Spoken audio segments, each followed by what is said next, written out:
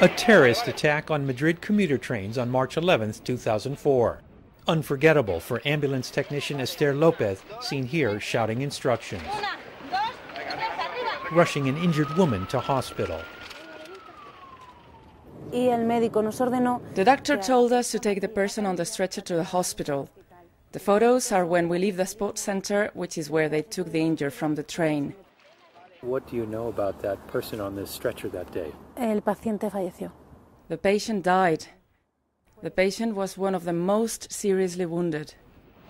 After that, it just got tougher for Lopez's ambulance crew.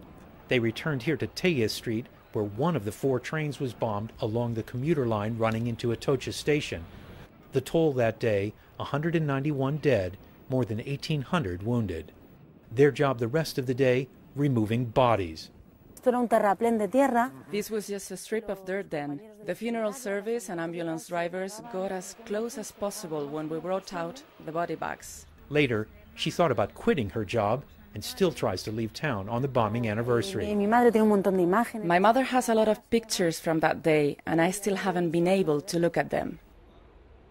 Of course, each bombing anniversary is also difficult for the victims and their relatives. What was once a makeshift memorial here for the victims has taken on more permanence. 7 years on, there are dozens of bouquets of flowers to honor the dead.